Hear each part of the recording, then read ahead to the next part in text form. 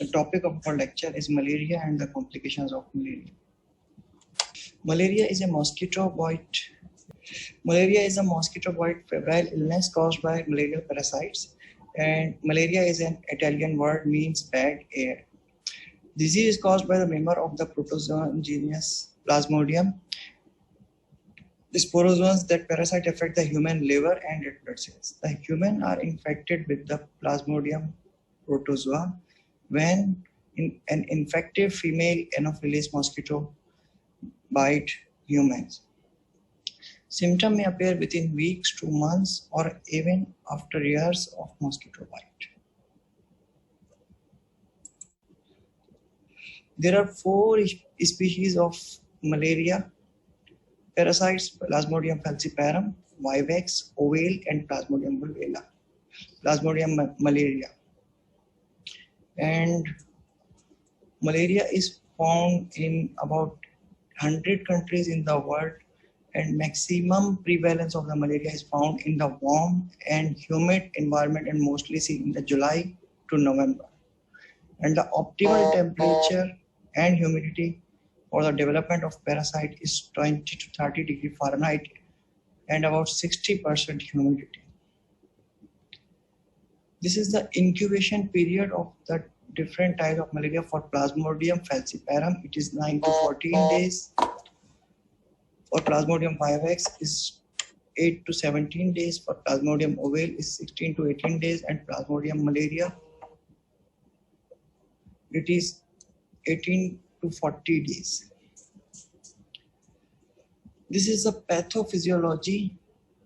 Start from the bite from an infected mosquito.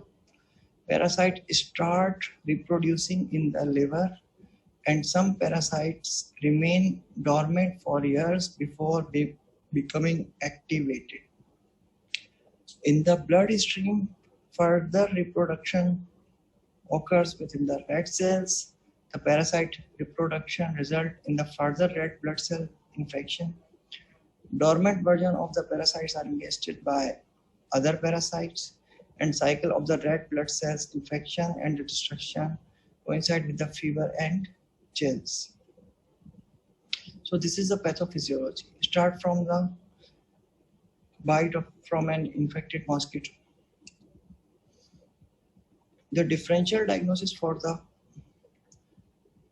uncomplicated malaria include the upper respiratory tract infections, including pharyngitis, tonsillitis, ear infection, pneumonia, measles, dengue, influenza, and typhoid fever. Remember that the patients may be suffering from one or maybe from more than one illness. Other illnesses such as measles, meningitis, tonsillitis, dengue, otitis media, influenza, pneumonia, typhoid fever, tuberculosis, hypoglycemia, all comes in the differential diagnosis of malaria. Okay, humans are the intermediate host of malaria and the mosquito are the definitive host, and sporozoites are the infective forms present in the salivary glands of the female Anopheles mosquito. After bite of an infected mosquito, sporozoites are introduced in the blood circulation.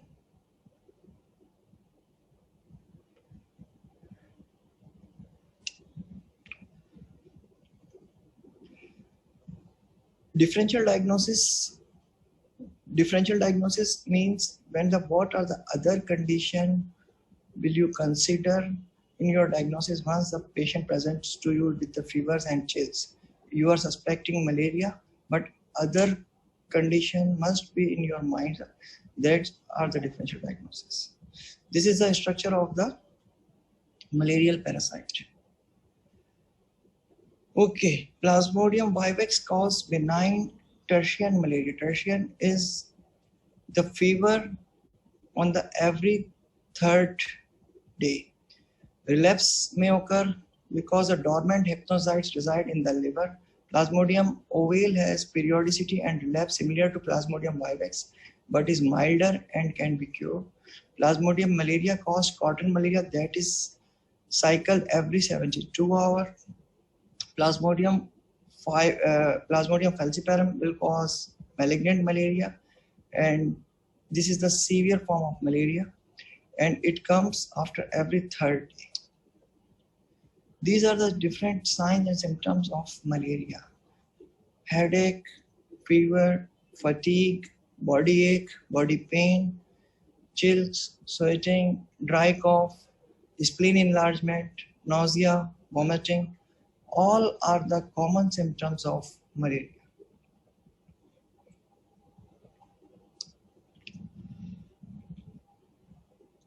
Okay, high grade fever with headaches, restlessness, anorexia, diarrhea, arthralgia, vomiting, anemia caused by hemolysis, chills and rigors, hepatosplenomegaly, convulsions, and coma if severe form of malaria is there. Okay, how malaria will present? Chills, the first stage is the cold stage. Chills for 15 minutes to 1 hour caused by the rupture from the host red cells escape into the blood. Present with nausea, vomiting, headache. Stage 2 is a fever. Fever will be the high grade. Stage 3, patient starts sweating, conclude the episode of the cycle, and frequently asynchronous occur every 48 to 72 hours. In the Plasmodium malaria, pyrexia may last for 8 hours or more, and the temperature may exceed 41 degrees centigrade. This shows the periodicity. In the vivax and ovale, there will be the 48 hours. In the cotton malaria, in the Plasmodium malaria, in the 72-hour cycle will be there, and in Plasmodium falciparum, there will be the irregular high-grade fever. In the tertian malaria, 48-hour cycle, with the Plasmodium vivax and ovale. In the quarter malaria, 72-hour cycle in the Plasmodium malaria, and in Plasmodium falciparum, the cycle will be the irregular. Okay. The complication of the malaria are confusion, drowsiness, extreme weakness. In addition, all of the following can occur, including the alteration in the level of consciousness, cerebral malaria, respiratory distress syndrome, fits, circulatory collapse, shock, sepsis, pulmonary edema, abnormal bleeding due to DIC, jaundice, black water fever, acute renal failure, severe anemia, high fever, hypoglycemia. These are all the complications of malaria. Okay.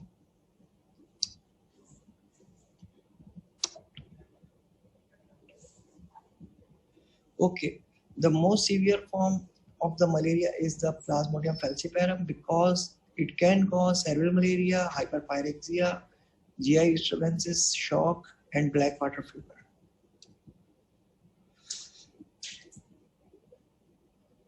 Cerebral malaria can affect the brain and the rest of the central nervous system. It is characterized by the change in the level of consciousness, convulsions, and paralysis. Cerebral malaria present with the hyperpyrexia can lead to coma, paralysis, and other complications. Black water fever, in the malignant malaria, the large number of the RBCs are destroyed. Hemoglobin from the blood cells is excreted in the urine, which therefore is the dark and almost the color of cola. Okay. All clinically suspected malaria cases require the laboratory examination and confirmation. First, you have to take the history, then general physical examination, malarial parasite test, peripheral smear, bone marrow examination, blood CBC, TLC count, differential count, all will be the initial investigations.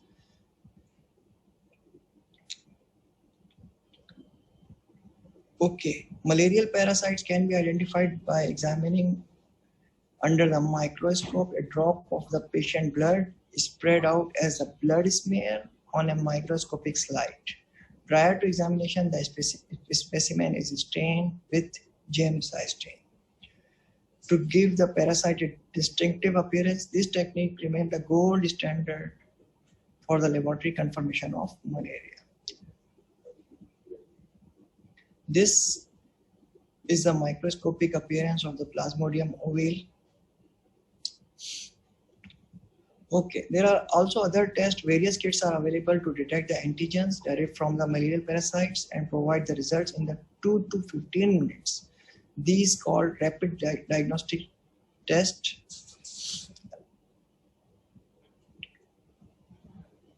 These are also known as ICT, MPICT. But there are few limitations, include some of the cases of the Plasmodium malaria will not be detected in this rapid test, and the malarial parasite direct smear is the gold standard. PCR are detected using this technique. This is a more accurate than microscopy. However, it is expensive and required specialized laboratory and not widely available. Malarial PCR can be done, but it is not widely available test and it is expensive test.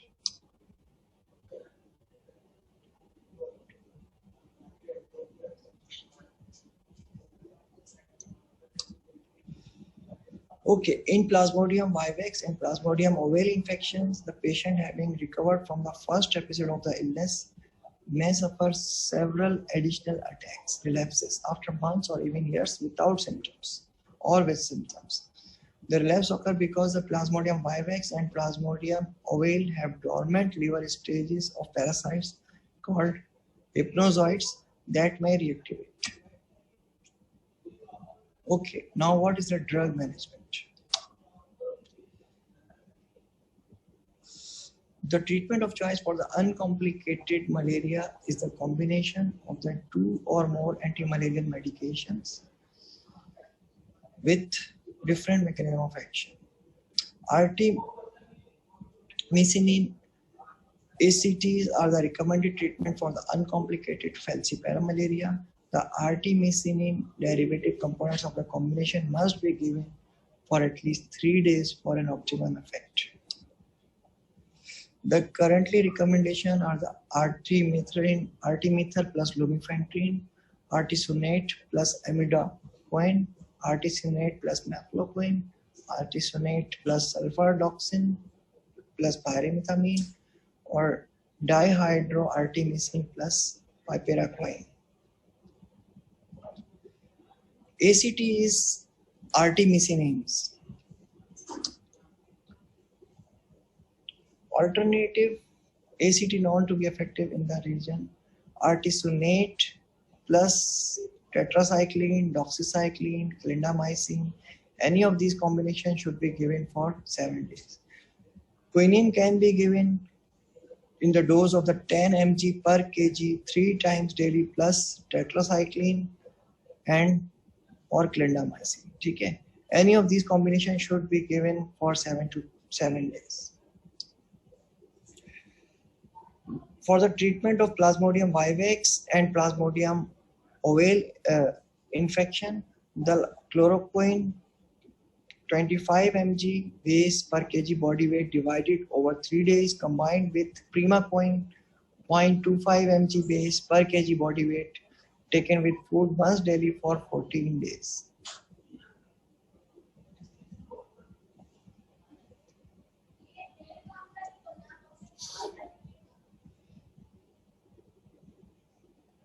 Chloroquine and primaquine is the treatment of choice for the chloroquine-sensitive infections.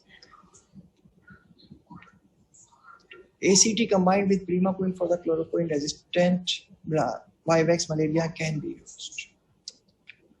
Okay, this is the clinical criteria. If a suspected case is there, microscopy if positive, falciparum is positive, severe malaria treatment protocol. If non-falciparum, give chloroquine. If negative, look for the other causes. Okay, treatment of severe falciparum malaria. The severe falciparum malaria is a medical emergency. After rapid clinical assessment and confirmation of the diagnosis, full dose of the parenteral anti-malarial treatment should be started without delay with any effective antimalarial first available. For the adult, artesunate 2.4 mg per kg body weight IV or IM given on infection, then at 12 hour, then and 24 hour, and then once a day is the recommended treatment. Quinine is an acceptable alternative if the parental artesunate is not available.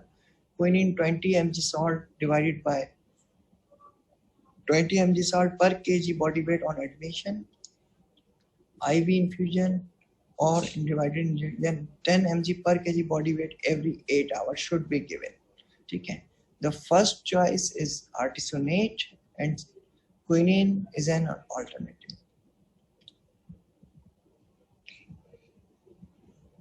Okay, this is same artesunate treatment of the severe falciparum malaria, IV artesunate, and alternative regime is showing IV quinine.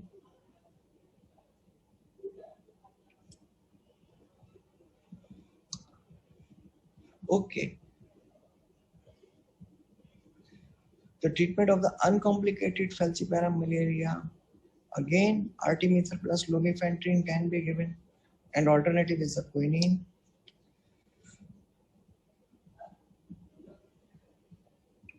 For the treatment of the Plasmodium knowlesi and the mixed infection, treat as Plasmodium falciparum. Okay, for the treatment of the malaria caused by Plasmodium vivax, oval and Plasmodium malaria, the chloroquine is the initial treatment, and 150 mg base per tablet, 25 mg base per kg divided over 3 days can be given. From the first day, 10 mg per kg straight, then 5 mg per kg. And day 2, 5 mg per kg 24 hour, and on the day 3, 5 mg per kg each for 24 hours.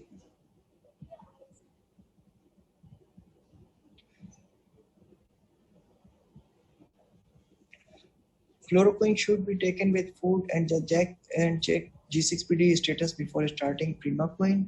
In the mild to moderate G6PD deficiency, Primaquine 0.75 mg per kg body weight given once a week for 8 weeks. And in severe G6PD deficiency, Primaquine is contraindicated and should not be used.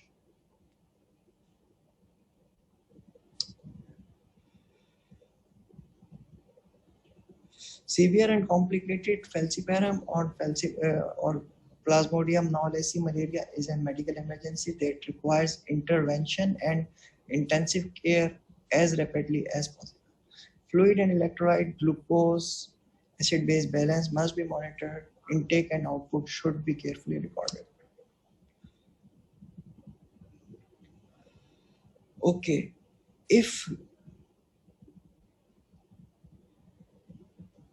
this is the immediate clinical management of the severe manifestation and complication of Plasmodium malaria. If there is coma, monitor and record the level of consciousness using GCS, temperature, respiratory, and BP and vital signs. Hyperpyrexia, if there, treat by sponging, fanning with antipyretic drugs. Rectal paracetamol is preferred over the more nephrotoxic agents. If convulsion is there, IV injection of diazepam can be given. If hypoglycemia is there, correct with dextrose. If there is severe anemia, it should be corrected with the transfusion of Paxil and monitor carefully to avoid fluid overload. If acute pulmonary edema is there, prop up the patient upright, give oxygen, IV diuretic therapy can be given, and give mechanical ventilation if indicated. If acute renal failure is present, if urine output is less than 400 ml in 24 hours, in adults of 0.5 ml per kg per hour, failing to improve after rehydration, and serum creatinine more than 265 micromole per liter, exclude prerenal causes by assessing hydration status, rule out the urinary tract obstruction by abdominal examination or ultrasound, give IV normal saline. If established renal failure, then add hemofiltration or hemodialysis, and if unavailable, give peritoneal dialysis. For DIC, transfuse with Paxil, clotting factors, platelets, use cryoprecipitate, platelets, and fresh frozen plasma. As per indication, if there is prolonged PT, give vitamin K or FFPs. If metabolic acidosis is there, infuse sodium bicarbonate, or if severe, start hemodialysis. If there is shock, suspect septicemia, take blood for culture, give parenteral wide spectrum antibiotics, and correct. Okay. Blood smear should be repeated daily within 48 hours, 72 hours after start of the treatment. Patient usually become afebrile and improve clinically except in the complicated case. All patients should be investigated with repeated blood film of malarial parasites after a recovery of malarial infection to ensure the no recrudescence. Prevention: avoid mosquito bites wearing long sleeves and trousers, insecticide treated bed nets, repellent creams or sprays. Chemoprophylaxis is indicated for the travelers traveling to endemic areas. Mefloquine or chloroquine 250 mg weekly up to 1 year, or doxycycline 100 mg daily to 3 months, to start 1 week before and continue till 4 weeks after leaving the area. Thank you very much.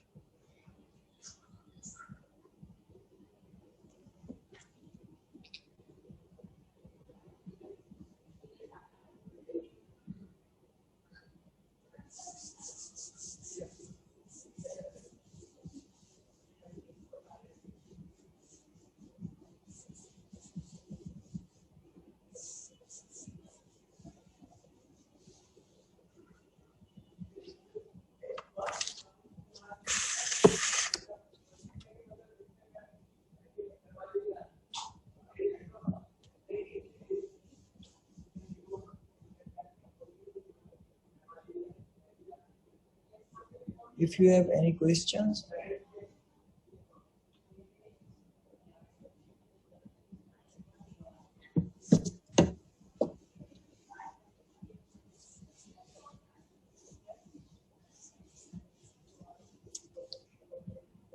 yes, dose is important because malarial infections are the very common in our society, and it is very simple. So you can remember the doses of the common drugs including chloroquines and artemisinin. It is important to remember the dose because it is very common and very easy. Just remember the chloroquine dose and artemether and artemisinin.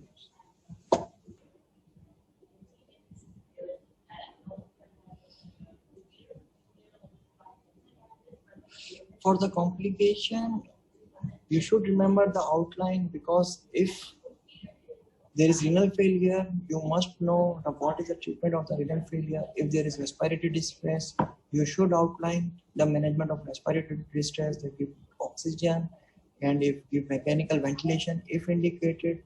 And if there is respiratory distress, start accordingly. If there is shock, give IV fluid.